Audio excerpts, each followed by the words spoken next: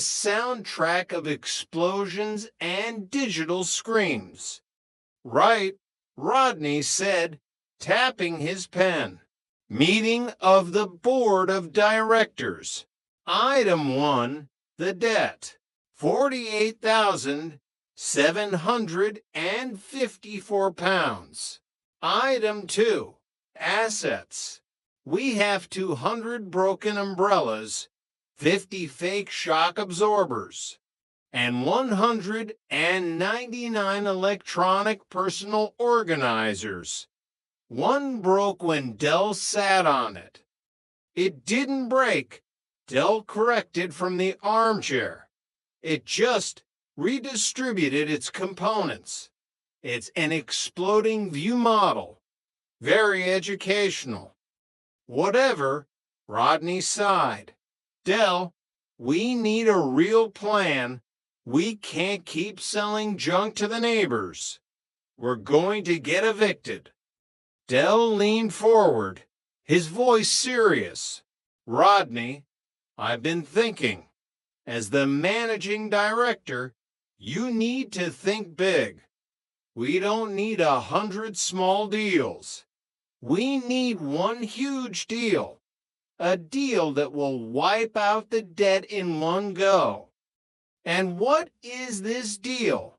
Rodney asked, wary. I've been talking to a bloke called Nervous Nick. He's got a lead on a consignment of, well, it's high-tech equipment. Not more organizers? No, it's medical equipment. Laser-guided, state-of-the-art diagnostic machines. Rodney stared at him. Medical equipment. Dell, you don't know a laser from a light bulb. And where would we sell medical equipment? The private sector, Rodney. Private clinics. I've already made a few calls. I've told them we're an international consultancy specializing in healthcare procurement. You told them what? Rodney stood up, pacing. Dell, this is fraud. We're going to end up in the nick with Mike. It's not fraud. It's creative marketing. Dell shouted back. And besides, we're doing the world a favor. We're bringing down the cost of health care. We're practically saints. You're practically a lunatic, Rodney yelled. I'm the managing director, and I'm saying no. No lasers. No clinics. No Nervous Nick. The room went silent. Raquel appeared at the door, a spatula in her hand. Is everything all right in here? Everything's fine, sweetheart, Dell said, his voice dripping with fake calm. Rodney's just having a bit of executive stress.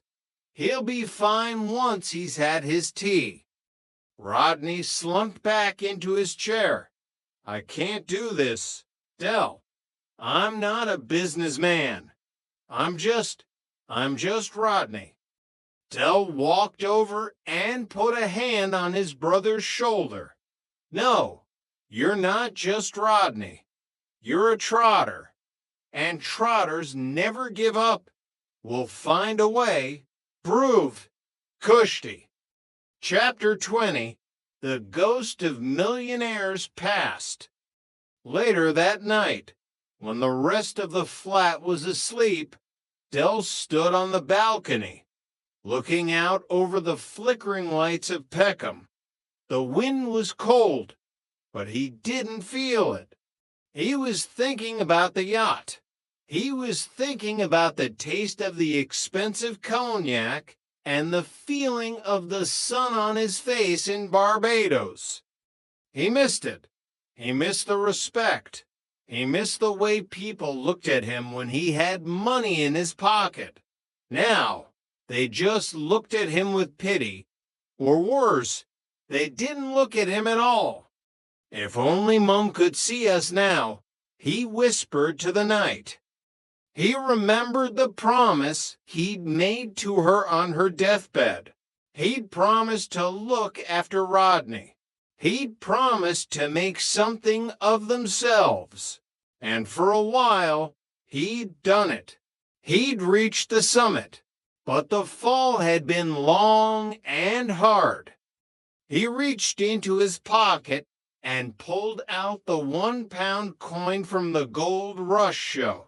He flipped it in the air and caught it. Heads, we're back in the money, he muttered. Tails, well, tails, we just try harder. He looked at the coin. It was tails. Del smiled. That's my boy, always playing hard to get. He turned back into the flat, his mind already spinning with new ideas, new angles, new ways to turn the world in his favor. Because Derek Trotter wasn't just a salesman, he was a survivor. And as long as there was a deal to be made, a story to be told, and a brother to argue with, he was exactly where he belonged. Good night, Peckham, he said, closing the balcony door. Sleep well, because tomorrow the Phoenix is going to do some shopping. The E&D for now. The Trotter Legacy. A novelization of the fall and rise of Peckham's finest. Prologue, the changing of the seasons. The yellow Reliant Regal Supervan 3 rattled through the streets of Peckham like a tin can tied to a dog's tail. Behind the wheel, Derek Del Boy Trotter hummed a tune that was as much a part of the London fog as the smell of diesel and damp cardboard.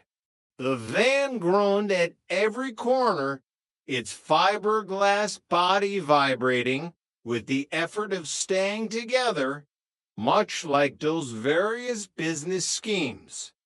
I'll fetch the suitcase from the van, he muttered to himself, the lyrics of his life playing out in his mind. 'Cause if you are the bestest, but you don't ask questions, then brother, I'm your man. It was a philosophy that had served him well mostly. It was the philosophy of the survivor, the man who knew that where the hooky gear came from didn't matter as much as where it was going. To Del, life was an endless cycle, much like the changing of the seasons or the tides of the sea.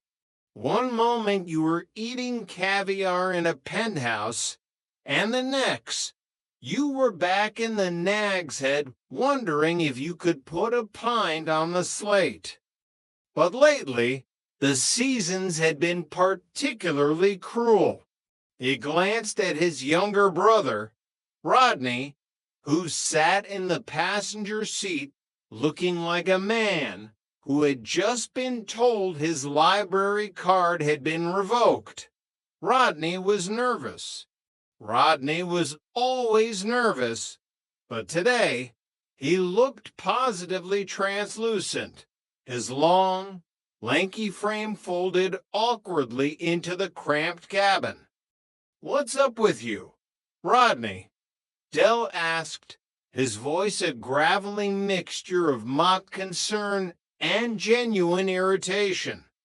"I'm a bit nervous, that's all," Rodney replied, adjusting his tie for the 10th time.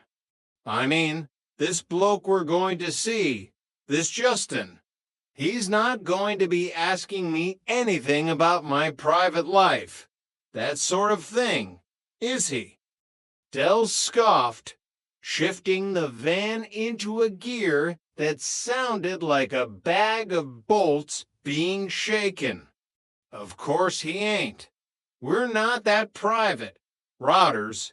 He's a businessman, an interviewer. He wants the raison d'etre, not the under the duvet."